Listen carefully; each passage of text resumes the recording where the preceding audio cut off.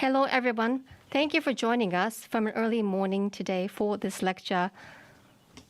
I am Professor Hasegawa at GA at Tokyo University of the Arts. This lecture is part of our Graduate School of Global Arts curriculum, Art in Globalization lecture. It is one of the lecture, so we have many international guests who join us on these lectures. Today, we are honored to have this time to actually share this talk by Professor Timothy Morton to the public audience. So today, from the ecological theory, one of the philosophers, Professor Timothy Morton, is with us, one of the most prominent contemporary philosophers. Professor Morton was born in 1968 in London, UK. So he received a BA and Doctor of Philosophy in English from Magdalen College, Oxford.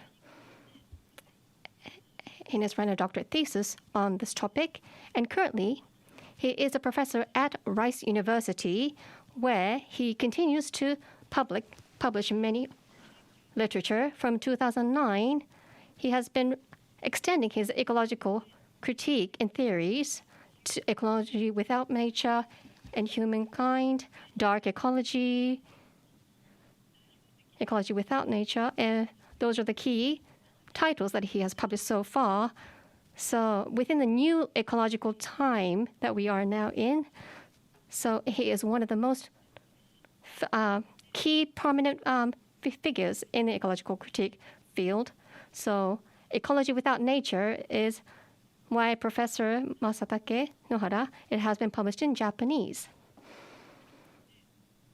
And for this lecture, given that we are still in the COVID-19 pandemic, one of the tragedies that we are facing, it is about relooking at the relation between human and nature.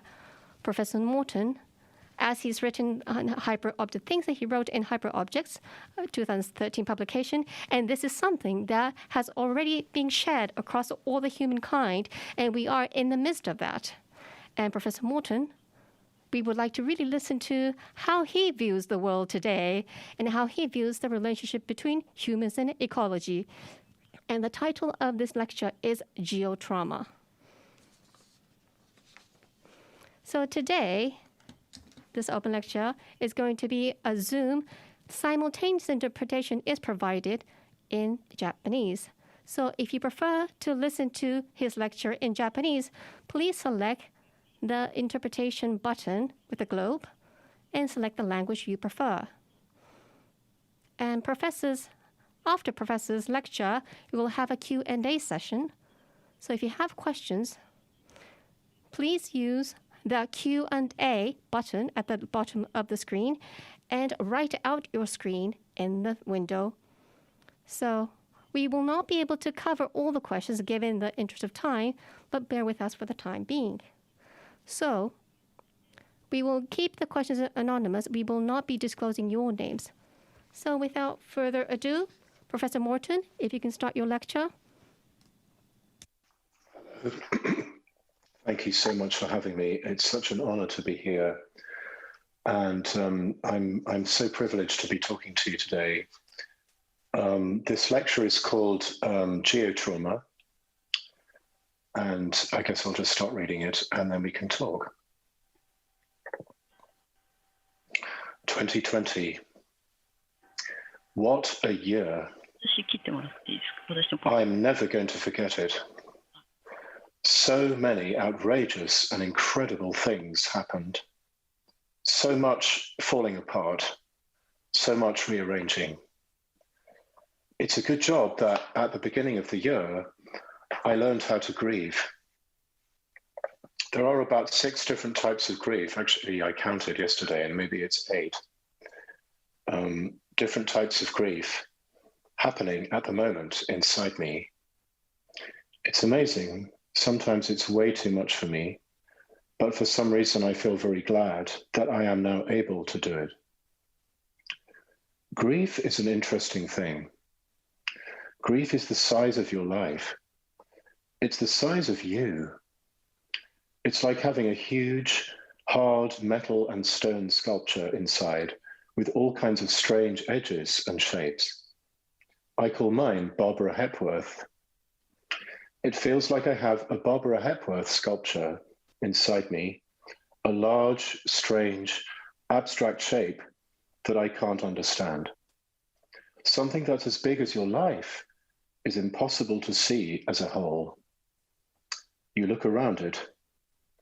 The other side is so big that you lose sight of the side you started on. It's like trying to chase your tail, if you have one, or it's like trying to see your back without a mirror. You spin around and you can't find it.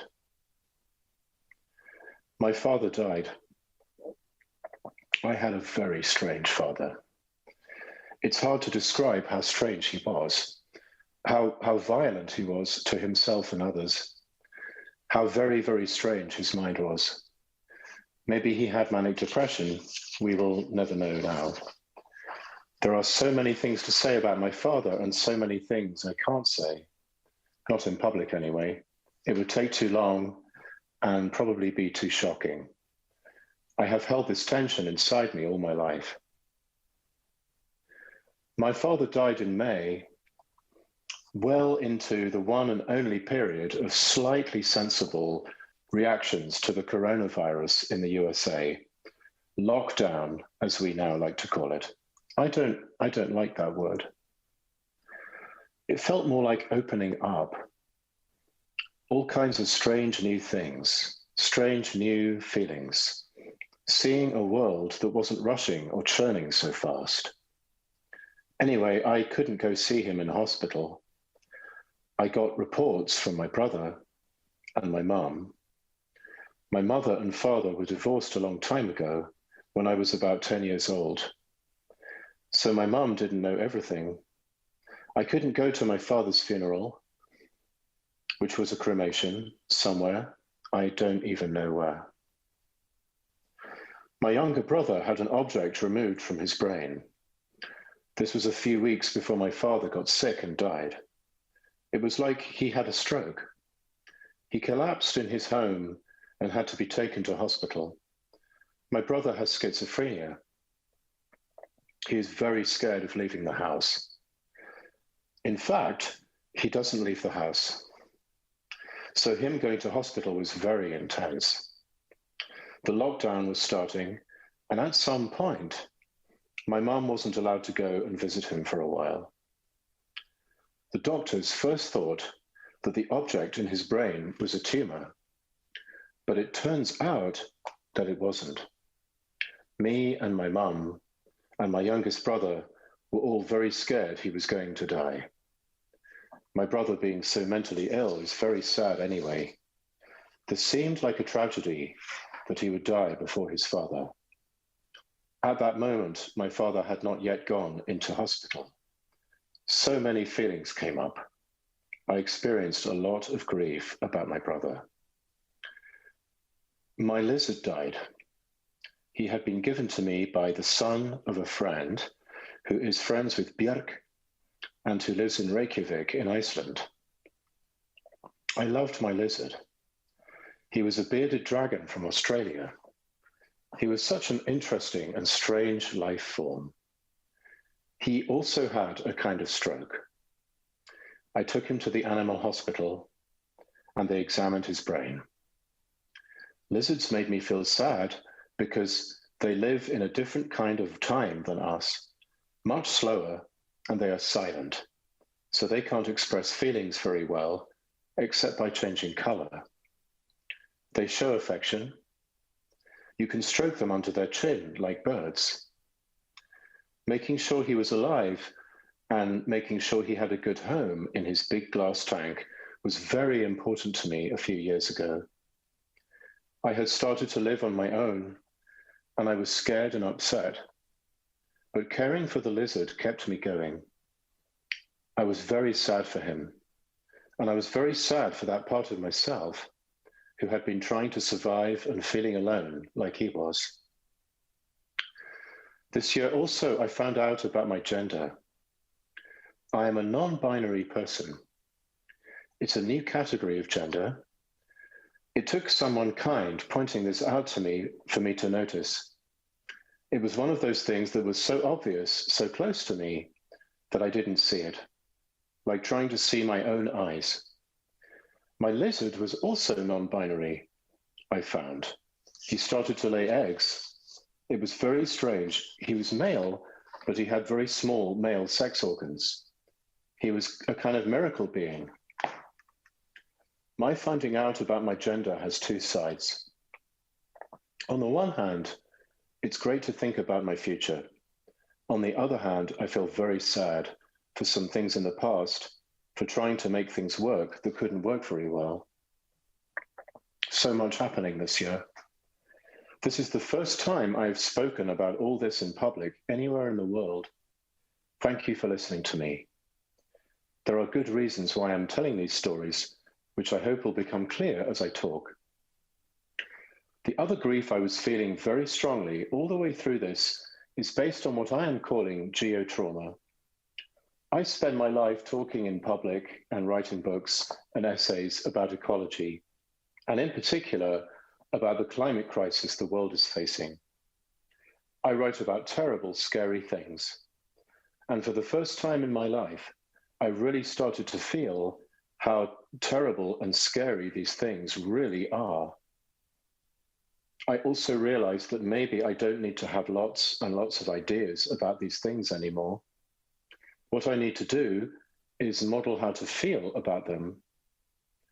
This seems to be an important job for a public intellectual like me, to help people see how to navigate through the very difficult reactions to these terrible things, so we are flexible and soft as we enter a very difficult period of life on Earth. The first thing to say about my reaction to this is that I am a very contemplative person and I meditate. I have also been in psychotherapy for 23 years and I'm quite fearless about emotion. So I know that it's important to explore feelings and face them rather than trying to push them. That only makes them worse. Ignoring them makes them do strange things to your life. Acting them out is obviously a way to create a lot of trouble. So there seems to be only one way to do it, which is to be open and let them tell you what they need to tell you and listen to them without trying to hide or grasp them too strongly. I think all emotions are like pieces of fruit in a bowl. The bowl is called grief. Grief is the biggest emotion. It contains all the others. It isn't necessarily sad or even terrible. It has all these different colors and shades to it. Grief is bigger than all these other emotions. It can be very useful to stop violence, if you know that. Of course, if you don't, grief can be a huge cause of violence. But grief is bigger than fear. The current president of the USA is all about fear. The next president, Joe Biden, is all about grief. 2 sons and his first wife died very tragically, so he knows about grief. So he knows about how people are suffering with the virus. It's much bigger an emotion than fear. Fear is very short term, mostly. It's about what they call fight or flight. It has to do with hours or days or seconds. Grief has to do with years or decades. That's part of why it's bigger. Grief just has a bigger timescale. It's like grief is a piece of paper and fear is a small stone. The piece of paper will always wrap around the stone.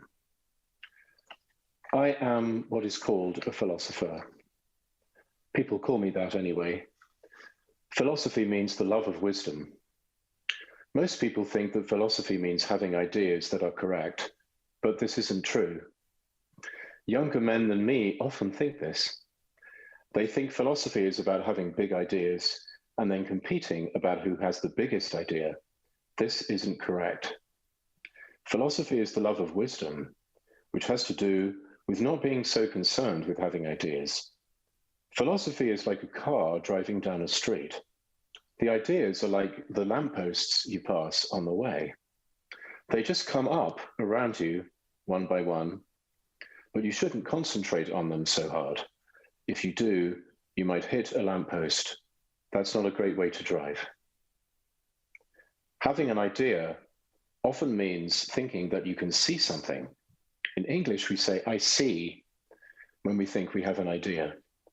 The word idea comes from the Greek eidos, which means a vision, something you can see.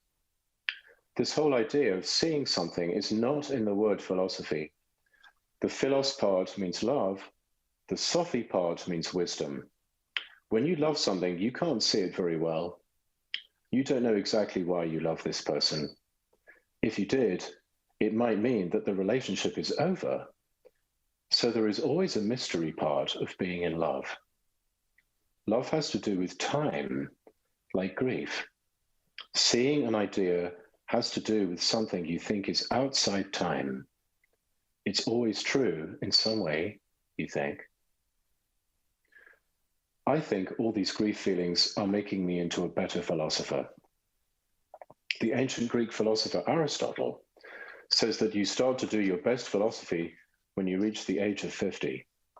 Now I'm 52, and I think I know what Aristotle means.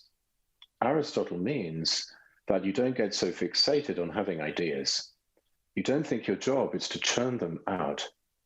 You know philosophy is bigger than that, and that it's more of a feeling.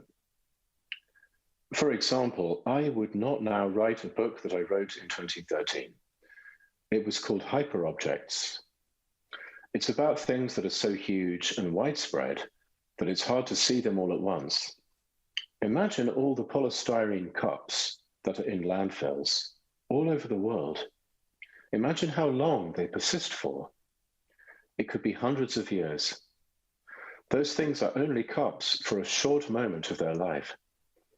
I invented the word because I was having a very strong feeling about how human beings were going to care for things that last for a long time, like plastics and nuclear waste. That's the key. There's difference between ideas and feelings. Now, I wouldn't write the book Hyperobjects. Everyone knows what they are in a better way than just having an idea, because they have the hyperobject feeling. It's called coronavirus. We know there is a tiny thing that is on almost every surface that humans have touched or breathed on. It's in the air, it's inside us. We can't see it, and it's so vast. This is a hyperobject. We know what this is intuitively. That is, we don't need to think. There's no point in having a word for it now, because we can all feel it. Ideas come from feelings. The best ones do anyway. Feelings are strange because they are not just symptoms of things that happened in the past. In a peculiar way, feelings are from the future. Feelings are thoughts that you don't have words for yet, not yet. That's why you talk to a therapist or meditate or go for a walk. You want to know what this feeling is, what it's telling you. Ideas, on the other hand, are from the past. Ideas are feelings that you have figured out. Ideas are like receipts that come out of the cash register of the feeling process.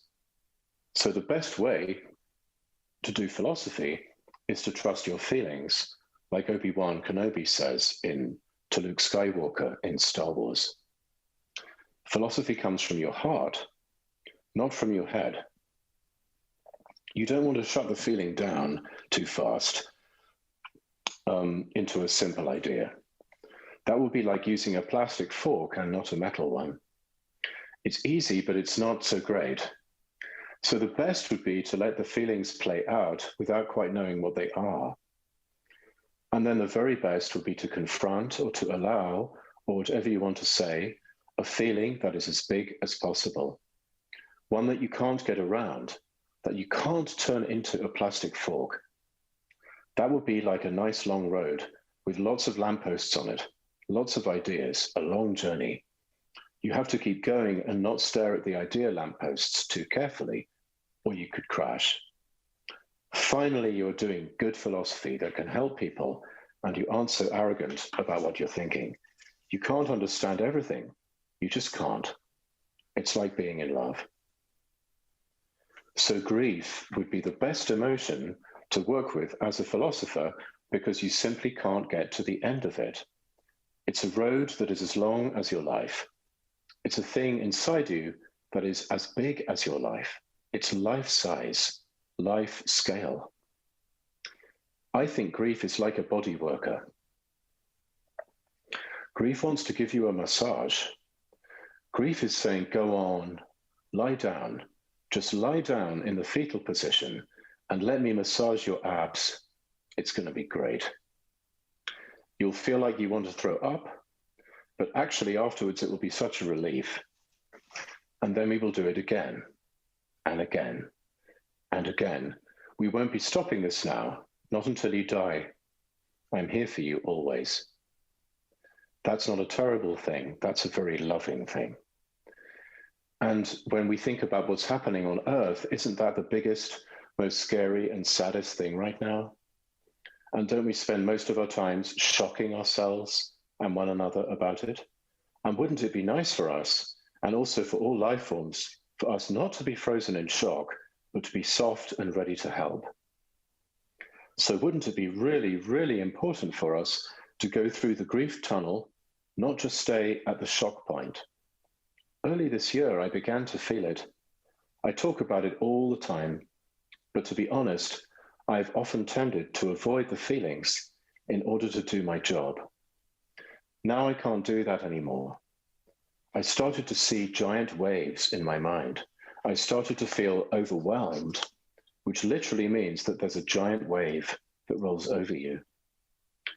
Geotrauma is now recognized as a psychological state that could benefit from psychotherapy. I called my new friend, Caroline Hickman, who is one of the creators of the Climate Therapy Alliance in the UK. She works with young people involved in Extinction Rebellion. We have started to talk. It's so good to talk. I don't know how to solve this. I don't know if there's a way to solve this or if it's good to solve this. I think that it's very, very okay to be upset about what's happening. I think it's good for everyone to experience this in the end. You realize that you are in your body, that there's no way to escape from that. There is no exit to the tunnel. It goes around in a circle, like how your body curls up in a ball on the bed and you cry. You can't get over grief. You let it get over you. You let it soften your ego. Thanks very much.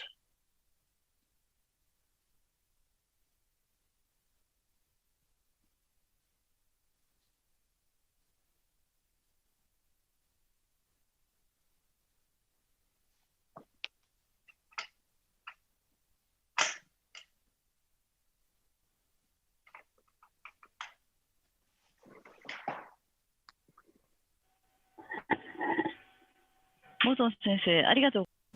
Professor Morton, thank you so much for the lecture.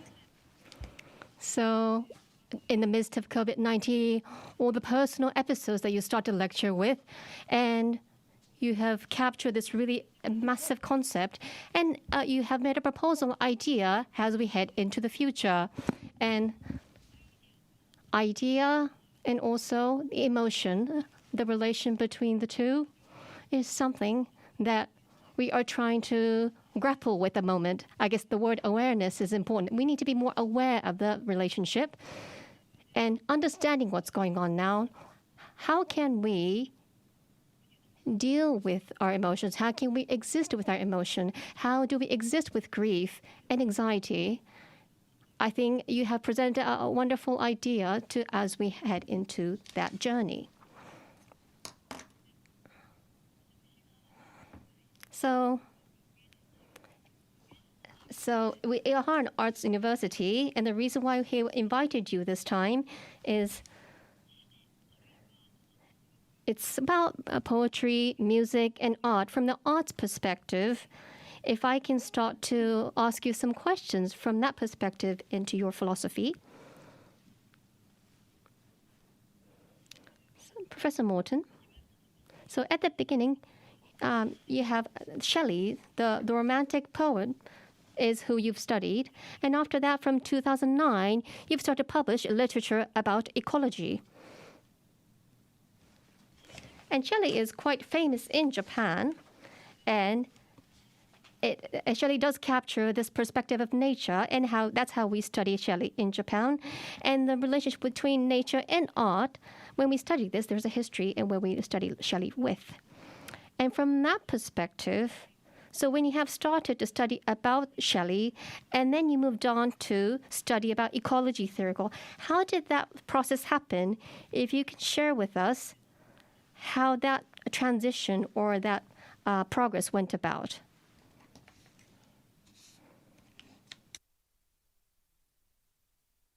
Would you be able to share how you moved on from studying Shelley to how you moved on to the ecology, the flow that you followed? Professor, are you hearing the interpretation? Timothy, the interpretation. Tim, can you hear?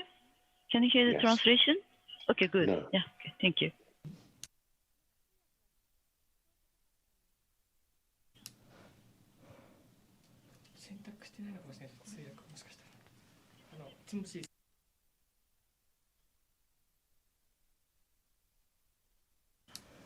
Professor, are you hearing the interpretation now? Professor?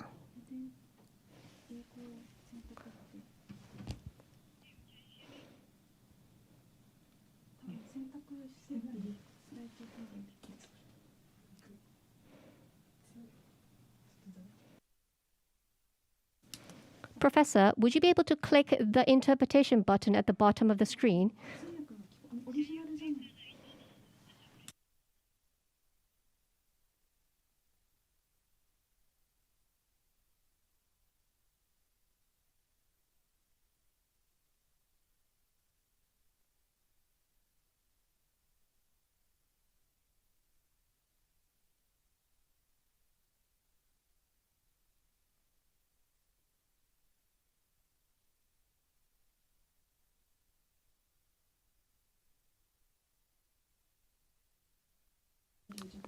Hello, Professor. Are you hearing the interpretation now?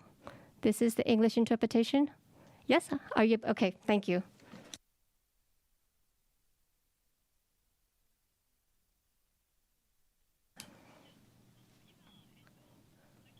Sorry,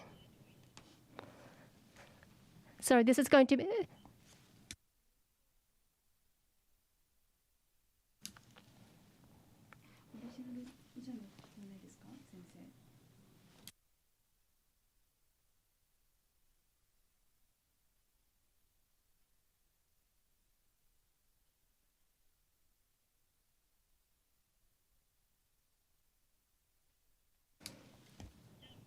So Professor Hasegawa has actually gone through the reaction to your lecture, but we'd like to start the questions now. So Professor Morton,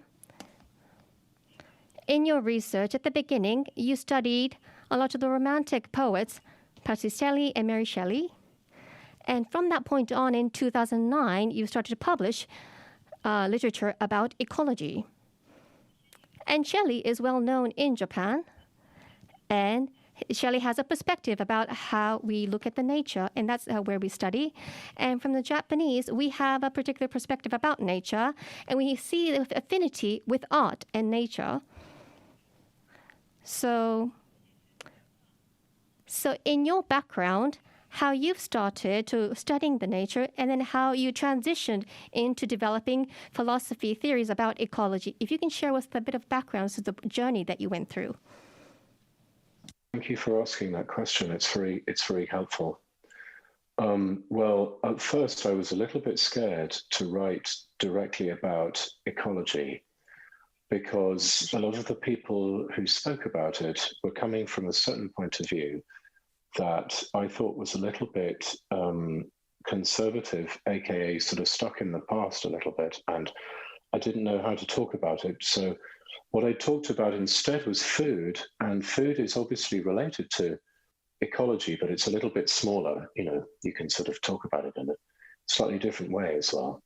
So what I did for my dissertation and for my first 2 or 3 books was I talked about Mary and Percy Shelley as vegetarians and related issues to that, which is obviously related to the question of ecology, but it's a little bit more narrow. And over those years, I began to get the confidence to talk a little bit more about the bigger picture, if you see what I mean. So I always wanted to write more directly about ecology, but I was a little bit hiding at first because I was a little scared. And then maybe 12 years into my academic life, I realized how I could do it in a way that people would hear and they wouldn't delete it so quickly. So that's when I wrote this book called Ecology Without Nature. It seems to me that what's interesting about all the Romantic poets, not just Percy Shelley, but Mary Shelley and William Wordsworth and Charlotte Smith, John Keats, Byron, they're all about what does it really mean when you encounter another being, whether that being is a human being or a non-human being. The encounter is never completely obvious. It's never completely what you expect it to be in your conceptual mind. It always has a kind of strange, some people say uncanny quality to it. And I was very attracted to this because I thought that it would be a good model for how to understand more democratic relationships between humans and between humans and non-humans. So that's how my thinking progressed from studying the Romantic poetry to thinking about ecology.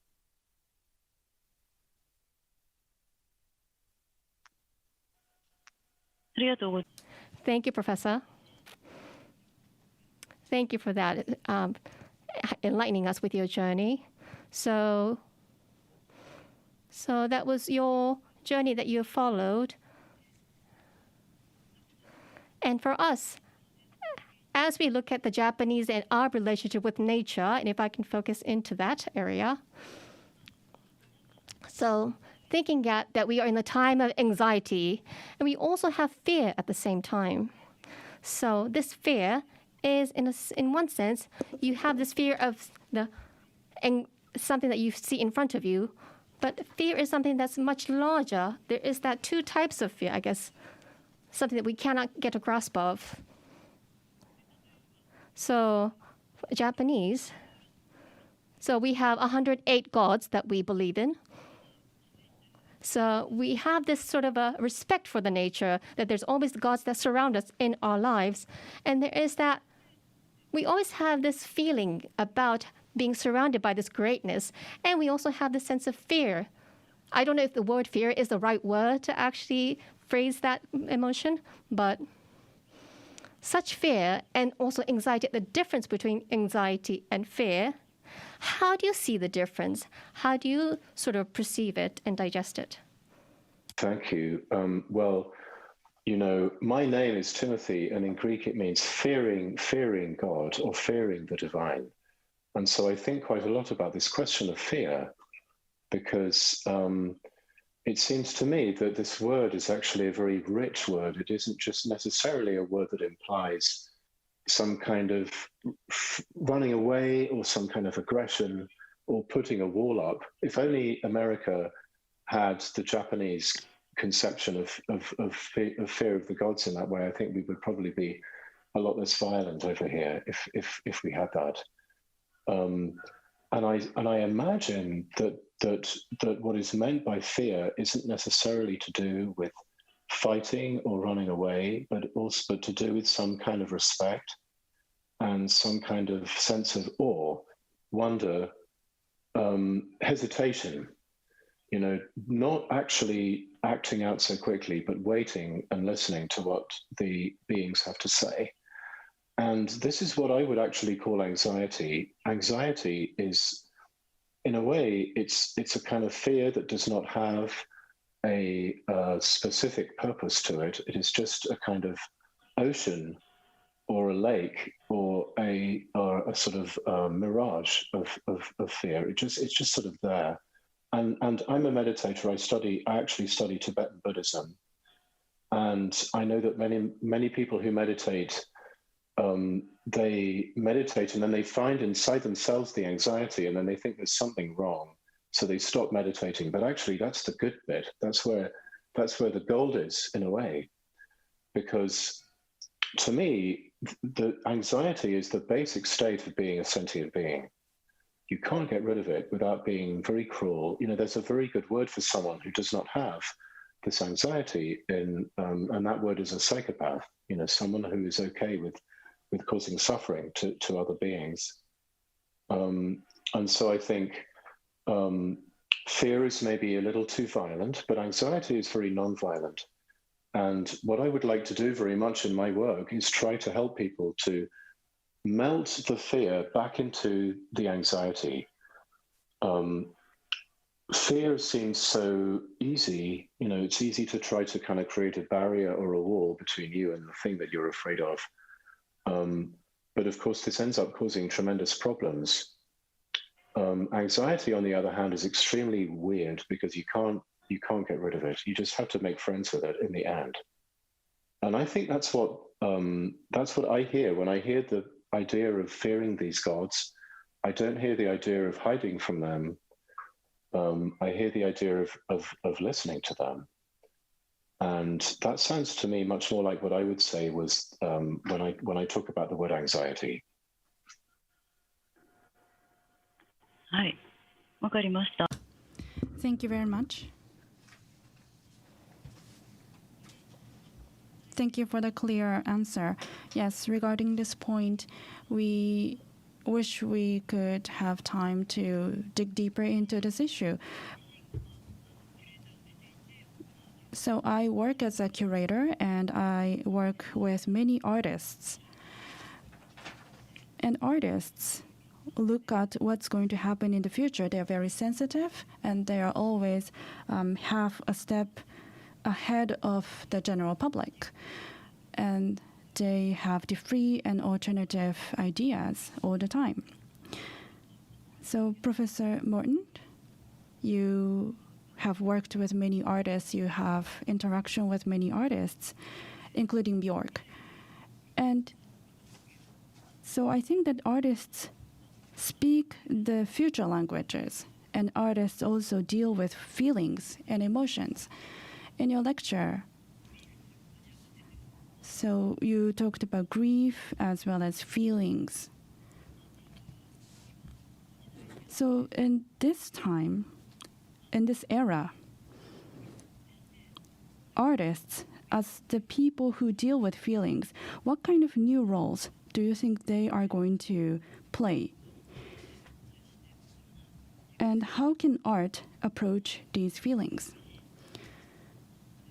Professor Morton, if you have any view or idea on this, we would appreciate it if you could share that with us.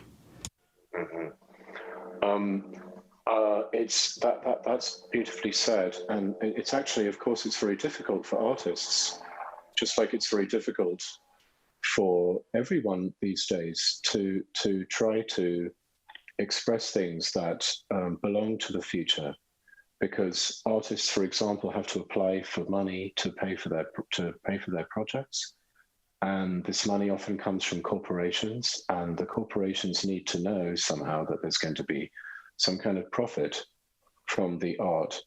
And so the artists have to make a statement called a research statement, which explains what they're going to do before they do it, which is actually a very tricky thing, I think, for an artist to do.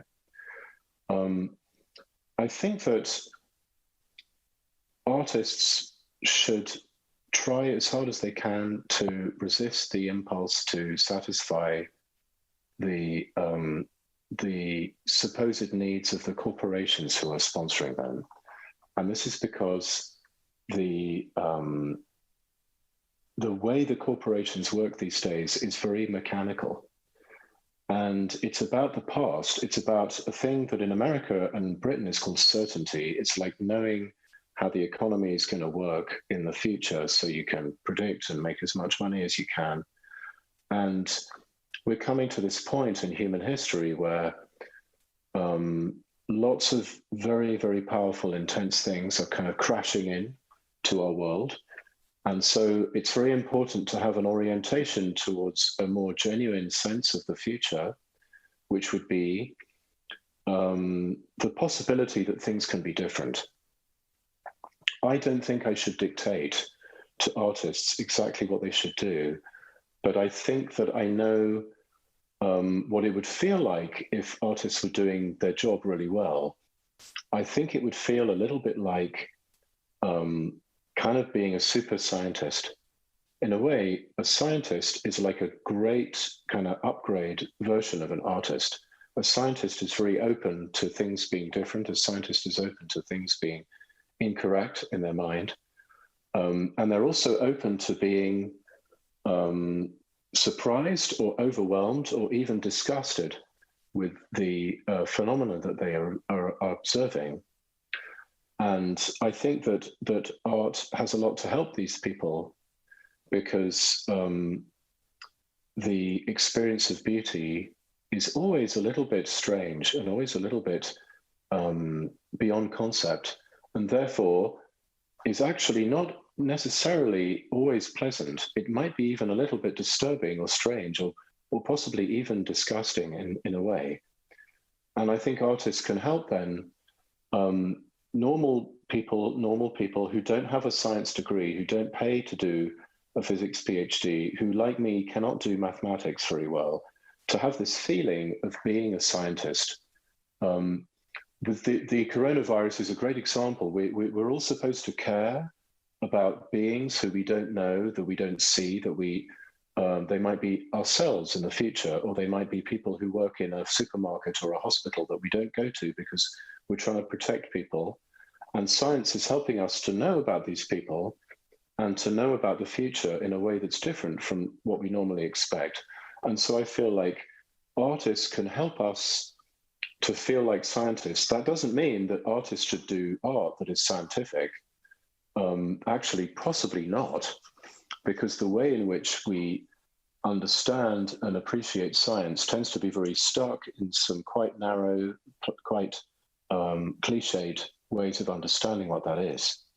So it would be much better to give people the feeling of being a scientist, which is the feeling of puzzled, and yet I'm okay with being puzzled, and yet also very open and curious, and willing to accept that I might be wrong. That's more important than actual scientific facts right now.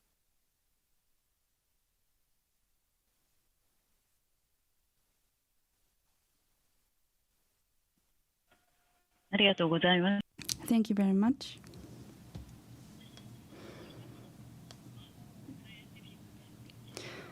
So including these scientific approaches, so object-oriented ontology, matters and objects, how to view them, and how to precisely think about the relations of them.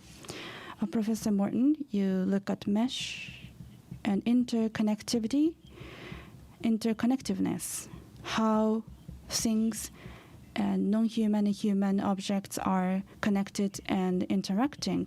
So that relationship and also the tuning or listening or hearing in order to understand that.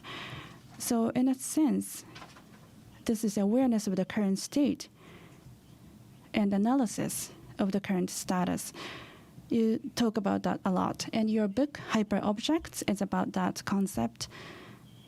And I believe you showed a good direction and understanding of that. And so Hyperobjects was published in 2013, and currently we are amidst the COVID-19 pandemic, and everyone is sharing this idea in the uncertain times. So in this current situation, how do you use an OOO, object-oriented ontology, and a certain awareness or scientific approaches How do you think we need to update them and apply them in the current situation? Do you have any ideas on that? There tends to be a kind of religion of science, which isn't really to do with science, it's more to do with beliefs. And this religion in English is called scientism. And it is saying that some facts in science are more real than facts that we experience. So for example, because I'm made of atoms, atoms are more real than me, and me as a human being or as a person is not as important. This is not science, this is a belief. Science is not allowed to say things like that. Science is simply accurate interpretations of patterns in data. So object-oriented ontology is actually saying that me and you as people are just as important as the atoms. And that doesn't mean necessarily that we should treat everything as equally valuable. So, for example, we prefer human beings to the coronavirus. We would prefer it if the coronavirus didn't exist. That's just fine. We don't have to worry that we want to have a world where there is no coronavirus or there is no AIDS virus. It's just simply realizing that existing isn't just about being a hard, solid particle of something, according to this religion of science, that even science isn't really saying that. But actually, existing is much more like being a person. In a funny way, this word object isn't the right word, even though we call it object-oriented ontology. In a funny way, we should probably call it anti-object-oriented ontology, or de-objectification-oriented ontology. But the trouble is, it's so long. We ran out of ink. You know, it's fun to say oh, but really it's about how, you know, human beings are not special and different from other things. Human beings, and in particular white people and particular male people, are not special and different from other human beings and from other sentient beings and from other life forms and from other things that are not life forms. And all these things are equally existing. And we should base all of our ethics and politics on not privileging one particular kind of being. And so the object-oriented ontology is trying to work with the subject-object dualism. You know, the subject-object dualism is always involving some kind of master and some kind of slave. The object is the slave and the subject is the master. And trying to let go of this idea, which is obviously causing a lot of destruction these days to the biosphere. And that's the way in which my thinking in whatever it's called philosophy helps me to think about ecology. ありがとうご Thank you for that, Professor. So we have some questions coming in from our audience. So we would like to move into those questions. So if I may delegate this. So if I may read them out.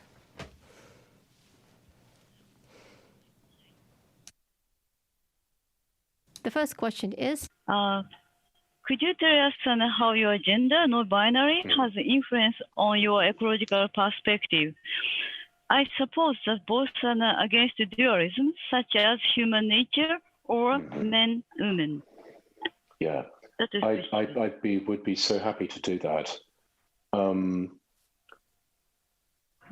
You know, one thing that I've learned from studying philosophy and just also from being alive is that these differences between things are not thin and rigid. There are differences between things, but these differences are very vague and fuzzy and full of strange, wonderful, anomalous beings. So for example, true and false, you know, there is a true and there is a false, but they're not completely different. Only fake news wants you to think that true and false are different. Fake news is trying to tell you, this is true, you must believe it, right? Whereas actual news is more ambiguous. It's not quite sure whether it's true or not. And so I'm on the side of ambiguity. I'm on the side of increasing our ability to tolerate ambiguity and to not try to close it down. And I think my job is to kind of, in a way, create medicine, like allergy medicine, to stop us from having an allergic reaction to ambiguous things. And I am a quite ambiguous person, and I'm quite happy with that. And I think that evolution shows us that the male versus female dichotomy isn't necessarily quite as strong as one might think it is. There's a very good book that you can read about this called Evolution's Rainbow by my friend Joan Roughgarden, if you're interested in reading a little bit more about it. But so, for example, the fact that people are female or male depends upon a gene in their DNA that is having to work quite hard, because we also have this fish DNA, and the fish DNA is constantly willing to switch between male and female at any moment. And so it's not so rigid as you might like to think. So yeah, in general, I think the problem is not so much what you think, but how you think it. And most people might think that you need to have a very rigid oppositions between things, but this rigidity can always be in danger of creating the violence.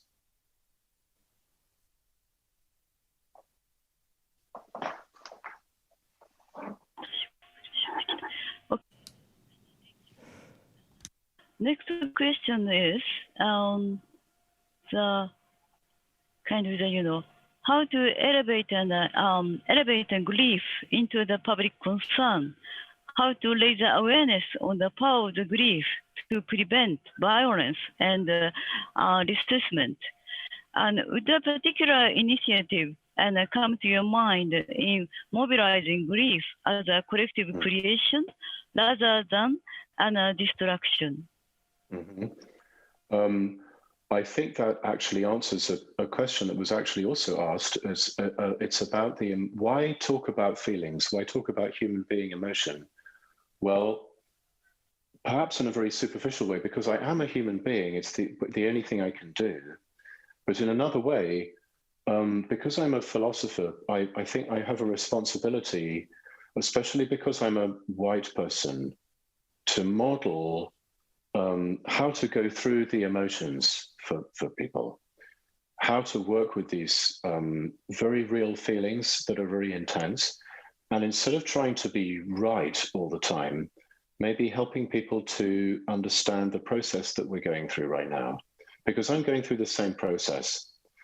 And I don't think I need to have any more sort of ideas. I think the most important thing is for me to help people to be soft and flexible so we can encounter what's coming in a way that doesn't cause too much disturbance, too much violence. So yeah, grief is very important.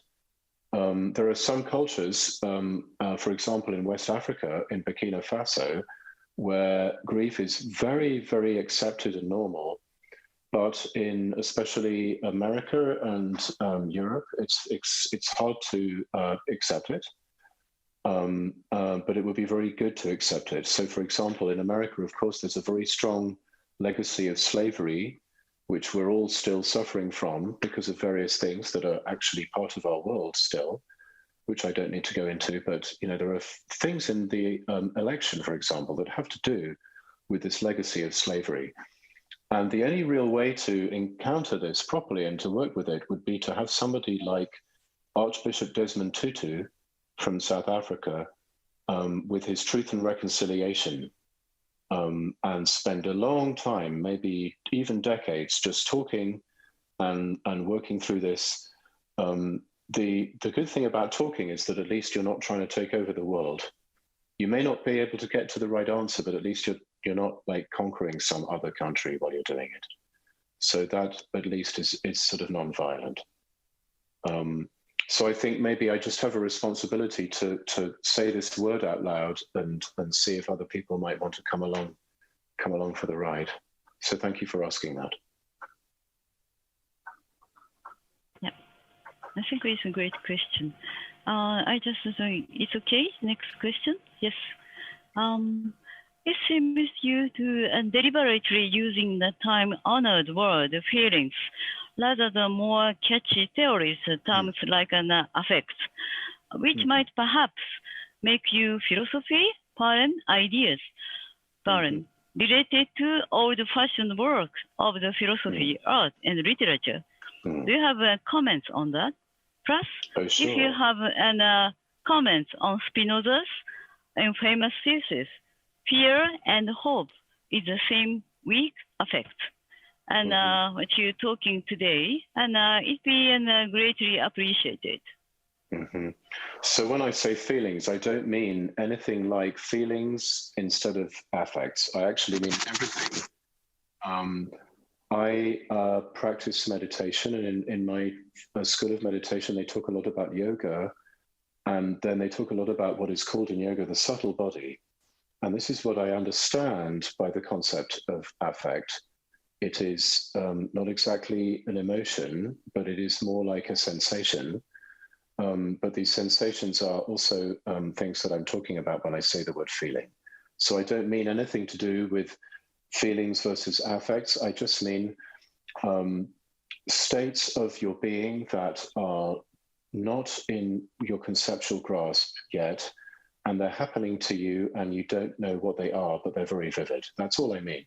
I don't mean anything in particular conceptual about it. You know, on Facebook, they talk about feels, you know. I think this is quite a good word. So when I say feelings, I also mean feels or sensations. I don't necessarily mean what is labeled as feelings. So I understand that it sounds old-fashioned, but I think I'm trying to talk to more people. I'm just trying to help more people hear what I'm saying and not get into too much technical language. Thank you. I just picked up one question, and Professor Masatake Shinohara, it's your friend. What a comment and question is. Thank you for your lecture. Anyway, you often refer to Yoko Ono's phrase, "This is not here."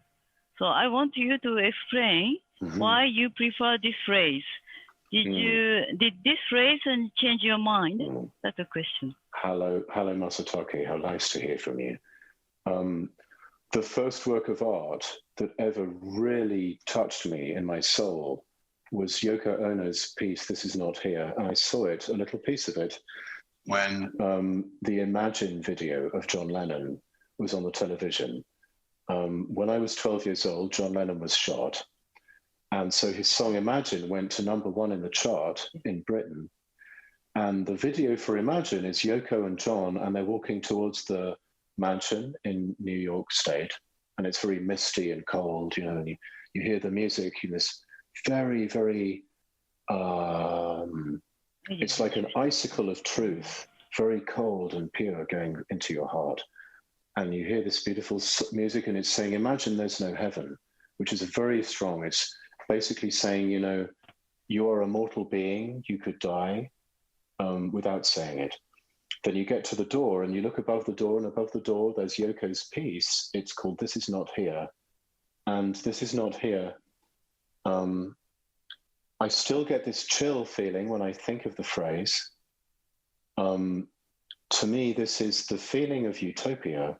Utopia in Greek literally means "this is not here," but it also means "this is good. This is a good place." It could mean no place or good place, depending on how you think the "u," the beginning letter, means. And I think that with coronavirus, we've been given a little glimpse of something that it's here, but it's not here. I think that's what Yoko Ono is talking about. It's not that something we can't feel it, it's that we can feel it, but it's hazy and wispy and evanescent and ambiguous, because what we're seeing here is the future. We're seeing the possibility that we could stop the endless churning and the running and the speed and the machinery and just rest for a moment. And maybe that's a good image of utopia, is just hitting the pause button. Just that would be very, very good right now. I understand, for example, that because of coronavirus, the carbon emissions in the USA have gone so down. I mean, on one level, coronavirus is very scary and I don't want anyone to die. And on another level, it's amazing and it's teaching us this incredible thing. And I think that ecological awareness means being aware that things are happening in different scales. So that's another way in which this is not here. Like this human being scale that I have, where I'm scared for myself and my friends, is not the only one. And there's another level on which what's happening is incredibly important for the whole of the world, I think. And the coronavirus, this tiny little strand of RNA in a protein capsule, is telling us something just as powerful, more powerful than Greta Thunberg is telling us. And Greta Thunberg can relax and she can go back to school. And school is cancelled anyway because of the virus, so great, and just let the virus take over and just kind of teach us this thing, which is the same as the Yoko Ono's piece, This Is Not Here. I love this piece so much. I used it in my book, Being Ecological. I thought it would be great to have it in the middle without any explanation, just have it on a page. I'm a big fan of a book called Zen Mind, Beginner's Mind by Shunryu Suzuki. And in the middle of this book, there's a blank page with a drawing of a fly. And he never, ever explains this drawing. He just puts the fly there on the blank page. And it's so beautiful because you're reading the book and suddenly there's this fly that, whoa, that's another feeling of this is not here. Your conceptual mind just kind of collapse, I like art that is a little tiny bit scary, but not too scary. And so I think this is sort of scary, but with love, That's what I get from this Yoko Ono piece. It's really great. Yeah, I enjoy very much. So, and something related to a kind of philosophy by a Japanese philosopher. That is one question from the artist. Next one. すいません。日本の、言います。So the Japanese philosopher Kitaro Nishida says that the surprise is not the motivation of philosophy, but it needs to be the sadness in life that motivates philosophers. So the grief and sadness in life motivates philosophers to think. So in order to implement new ideas in the society, we need to overcome the anxiety with a sense of optimism. That's how I think. So as a practicing philosopher, how do you balance the optimism and pessimism in order to overcome anxiety? How do you balance the two? I understand. I'm a sort of yin person, I like to do I like to go into the skid. I like to do the falling process, and in the falling process, I can learn something. Instead of trying to resist crashing, I like to go into the car crash to sort of learn, And so maybe my words can come across as too negative, but actually, I feel like if you can explore the negativity, it's much safer than trying to block or stay away. There's nothing to be scared of, and in fact, in a funny way, if you don't have any hope, you also don't have any fear. I'm very much interested in giving people hope, but transcendental hope that's much bigger than fear. And I think this is to do with working with, there's a beautiful line there from Nishida to do with the grief. I think that's beautiful. And the US election was a good example, I think, of how grief is bigger than fear. In the end, it's bigger. It doesn't seem like it, but it is, And whoever can kind of talk from that place is very helpful person, I think. So please don't get the wrong idea. I'm not trying to make people feel bad. I'm actually trying to help people explore the kind of Aikido approach, right? Just like enjoying falling. You know, it's okay to go into the skid and like slip and fall, and maybe it could even be quite pleasant to let everything kind of collapse a little bit. That's just my own personal way of being, you know. Good. So, about grief. There are several kind of questions about grief, but I just picked that one. The difficulty with grief is to the feeling that it's impossible to share it with others who have not experienced, or those who do not feel accepted to the same level. I often feel that people are not willing to share grief because it should be kept personal. It seems to be that there is so many groups of the people who suffer from grief around the world. But as you have pointed out, as much as grief connects the people, it can create conflicts and render them more emotionally entangled. How could we bridge this hiatus? How can we talk about grief, listen to it? I think personally that it is difficult. I have spent about 50 years of my life avoiding this feeling. And so I don't blame anyone for not wanting to go there. It seems like the worst possible, stupidest mistake you could ever make. And so it's a little bit tricky to sort of figure out how to help people go there. But I think here's my theory, here's my theory. I don't know if it's true, but for me personally, you can only really cry for real after you smile. I think helping people to smile and laugh is better than making them feel bad. I think you can cry properly after you smile. When you begin to smile, then you can let go. So most of my job is actually trying to help people to have some smile, which is not the opposite of the sadness, but it's actually more like a kind of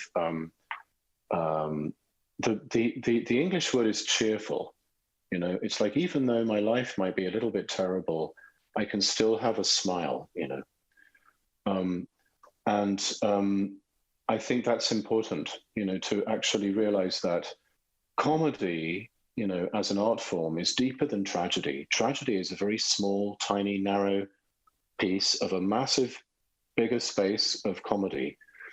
And comedy, in the end, not laughing as opposed to crying, but allowing all the emotions to coexist in a kind of nice, like in a habitat, where all the butterflies and the birds and the trees are all existing together, and they're not fighting so much, they're not deleting each other. So you have the hope and the fear and the pain and the anger and the happiness and the laughter, and they're all kind of coexisting. And to me, this is the comedy, and this is what helps us in the end to see the big picture. As the picture gets bigger, as we let all these different emotions coexist, we can see something bigger underneath. And the thing underneath is always, the word is grief, but it's a funny word because it doesn't necessarily mean something terrible. It's just the way your life is at the biggest possible scale. I like to sometimes use the word soul now, but because I don't think it means a kind of smoke in a bottle or like a liquid in a little container. I think what it means is everything you ever did and all the people you ever saw and all the experiences you ever had and everything that you thought about, and this massive thing that you can't possibly see around because it's you, right? That's what we're talking about here. Being able to accept yourself as a being without kind of adjusting anything. This would be, to me, what is summed up in the word grief. So I don't think it's easy, but I think my approach would be to sort of try to help people smile. Great. Yeah. I have a second question with Professor Shinohara. It's also, something like related to what your answer is. How do you think of the anger? In my view, anger is a kind of the reaction to the fearful situation. When we cannot admit our own feeling of the fear, we are caught within an anger. But in my feelings, I feel that I'm separated from the surrounding reality and caught within an isolated, tiny, and dystopian world. Is an anger evil emotion, or do we have to coexist with this emotion? That's the question. I don't think there's a problem in particular with anger. I think the problem is how you experience it. It's what you think it is and how you experience it. Of course, when you feel it, it can feel extremely poisonous and you want to get rid of it. But really, if you think about it, anger is actually kind of speeded up intelligence. I see the problems with everything. I see the flaws in the crystal, as it were, a lot. And so my nature is to get quite angry about things. But there's another side to this anger, which is actually being able to see things in a clear way. And so I don't think we should reject anything. I think the whole approach is not to reject any emotion in particular and try to find the right emotion. It's not about that. It's more about sort of becoming friendly with the basic kind of energy of these emotions. And I do feel like, politically, actually, the world needs a lot more emphasis on contemplative practices like meditation and therapy that can help us to become friendly with these emotions rather than try to push them or pull them. There's nothing in particular wrong with them. You don't want to act them out, but you don't want to push them away. You just want to kind of see what they are, the anger, like one of my favorite rock groups, Public Image Limited, says anger is an energy, right? It is.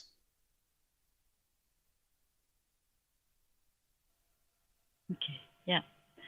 So this is a bit kind of different and aspect and question is, Himoshi, Morton sensei no. So, in your perspective,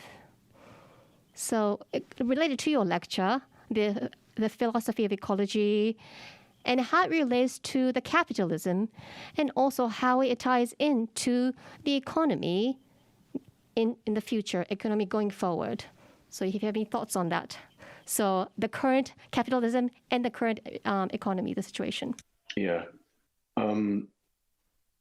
If Karl Marx had understood the word AI, adaptive AI, and if he'd understood the phrase machine learning, and if he'd understood the word emergent, he could have written volume 1 of his book Capital, which is 1,000 pages long, on the back of a small matchbox, because he could have said, capitalism is an adaptive AI that machine learns how to extract value from the biosphere without stopping. And that's basically it. The problem with the capitalism is the problem with the automation. The problem with automation, algorithms and androids and so on, is not the artificial intelligence.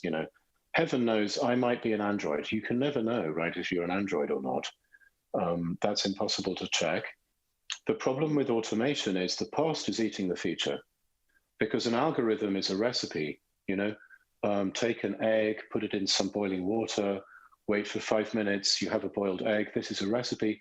It's based on the past, right? And so capitalism is reactive because it's based on prices, and prices are based on the past. All the different things that happen to the commodity is the past. And so it gets very violent the closer it gets to the present moment. So now they have these very fast nano speed stock trading algorithms, and there's a lot of competition for who can have the server to be the closest to the financial center, so the stock trading can be as fast as possible. And this quick, fast churning is literally eating the past, like Pac-Man, the old computer game where the sort of smiley face is eating the ghosts, Literally, the past is eating the future. by trying to predict all the time, and by basing decisions on an idea called the consumer, who is an aggregate of all the past decisions that were made by people like you and me. And so I think capitalism has reached a boundary, what they might call a parametric boundary. It has actually reached a point where it could destroy Earth and therefore cease to exist, or we have to change it. And what we need instead is an economy that is oriented towards the future, aka one that is not reactive, but one that is actually creative. And this would imply accepting some kind of failure and accepting some kind of risk and not being able to get it right, and accepting that efficiency is not necessarily the perfect way to organize things. And that actually, if efficiency is big enough and powerful enough, it might actually be evil, Ecological politics means knowing that you can never find the perfect solution for everything. There's always going to be one or two problems in your system. So actually, I think this is very healthy. Instead of trying to eliminate all the problems, try to experiment like an artist with lots of different solutions to problems. And this is another way that artists can help us, because they can help us to realize that a different kind of economic relationship is more creative. It's more oriented towards the future. I personally think that what's interesting about the thing that we sometimes call socialism is that actually it's to do with creativity. It's about taking risks, and it's not about anticipating everything perfectly, in fact. And it's about almost like being able to turn your life into a beautiful work of art in a way.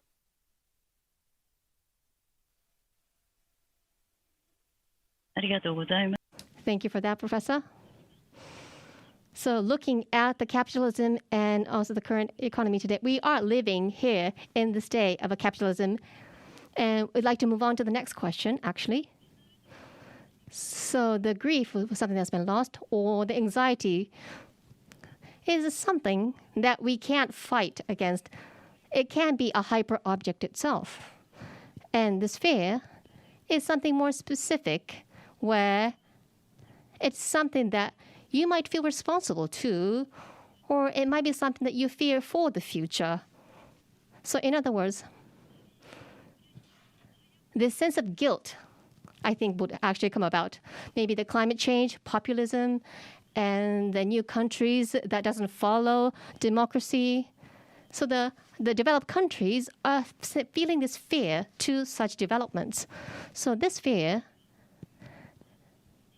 is a sort of a learning that we are feeling of the richness that we are enjoying and the violence that it created.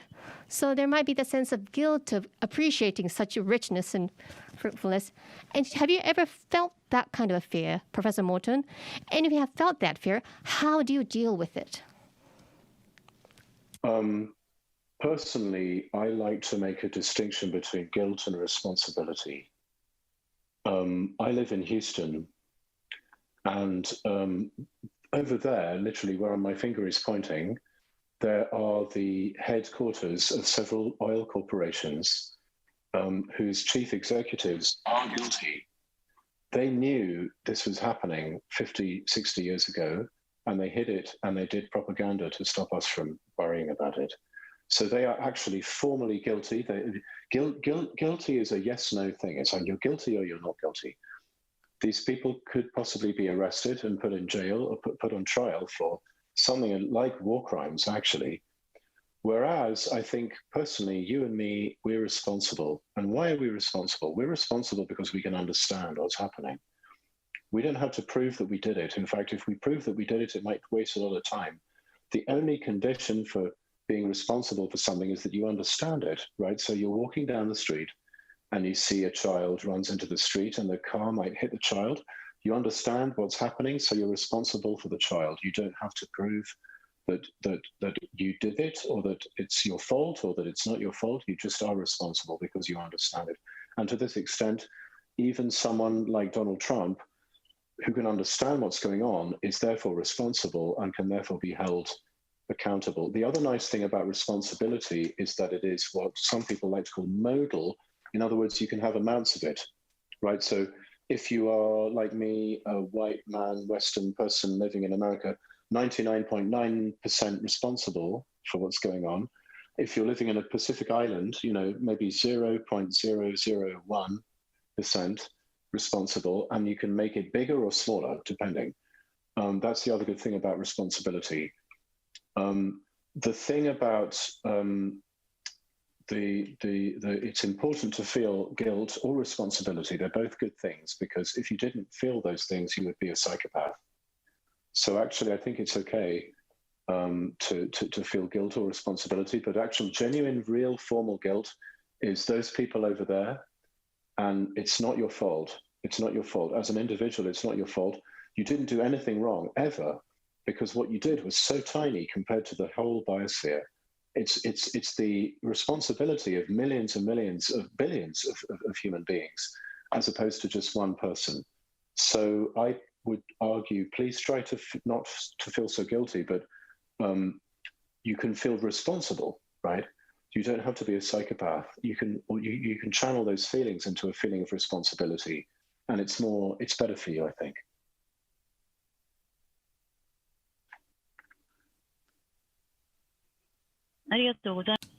Thank you very much for that response. We've been receiving a lot of questions on different topics. Unfortunately, we only have 5 minutes left. And we've exchanged a lot of opinions today.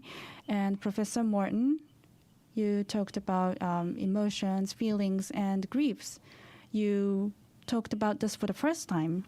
So we've received a lot of reactions and questions on that. And so based on all the questions that you've heard, Professor Morton, can you give us closing remark, any comments to close the session, or any comment on the way Japan is regarding the nuclear accident in Fukushima?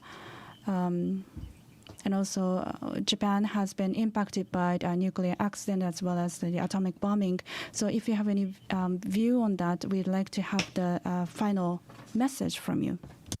My view on it is that if only I could not be living in America right now and be claiming asylum in Japan, I would be very happy, because people seem so much willing to talk about these very difficult, big, painful issues in a way that is thoughtful and contemplative, and allowing for things to be not understanding everything so quickly.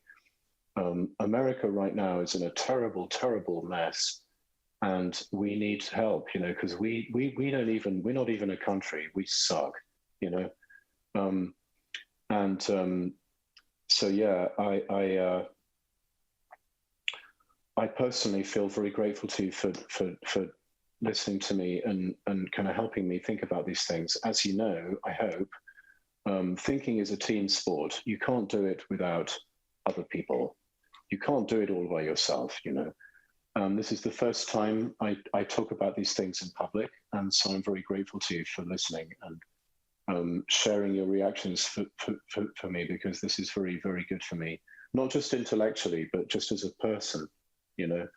America right now is going through a terrible time of ugly, violent, confusing stuff. And so we need people to see us and realize how bad it is, actually. So thank you at least for seeing me and hearing me. I'm actually working with some architecture students in Los Angeles on how to think about Fukushima. I wouldn't like to say anything because it's such a big, painful, intense topic that I don't think I would like to say my own opinions, And also, of course, in the case of nuclear war, my mother was a member of the Campaign for Nuclear Disarmament all the way through her life, and supported the people who were trying to stop Reagan putting the nuclear missiles in Britain. in 1984. So I feel very strongly on this issue that nuclear everything should be stopped. But again, these are just my personal opinions. America. We don't even know how to control ourselves, so we shouldn't be in charge of anyone else at all. Is my basic conclusion. Having lived here now for over half my life, and I've also become American, which you can't tell from my accent, but I became an American citizen. So it is definitely all my fault now, what's happening. So I'm sorry about it. I'll try to do my best to fix the situation. If you want to write to me and talk to me some more, you're very welcome to. My Rice University email address is quite easy to find. If you put my name into Google, you can find it where I work. And I would love to talk to you. And I've also started doing a podcast where I just talk for 15 minutes, maybe twice a week, about things that are in here, because I can't hold it in anymore. It's too much. So if you want to, and all the proceeds from the podcast are going to support a thing called the NAACP Legal Defense Fund, which is helping Black people to not suffer so much in the USA, which is a big problem right now. So thank you very much for listening to me, and I appreciate this opportunity very much. ありがとうございました。 Thank you very much, Professor Morton. Yesterday, you gave a lecture to the students as well, and there was a very active Q&A session. And Professor Morton, you are a practicing philosopher, and you said that in Malfa, regarding hyperobjects, there was a curatorial exhibition on that. You mentioned that, and also in Spain, in Art Center, the end of the world was a theme, and you, Minister of the Ecology was the role that you were playing in that. It was quite interesting to hear that. And a waiting room was installed between the galleries at the time of exhibition, and your talks on the video were played with different speed. So the time and emotion and knowledge were conducted this way. So it's a very unique practice.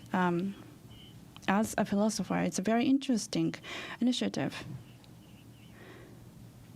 So writing and speaking, like today, in a form of lecture, you are practicing philosophy that way, and you create space for many people to be involved physically. So I hope that you will act even more actively as a curator going forward that way. And then I hope that you will encounter many students and people in the audience in Japan going forward as well. So thank you very much for your time and your wonderful lecture today. Thank you so much. Thank you. ではご清聴いただいた皆さん。 And ladies and gentlemen in the audience, thank you very much for listening and thank you very much for participating. GA has many presentations and studies, and they are also published on our website. And those who were not in the audience today, please share today's experience with those who were not in attendance today. Thank you.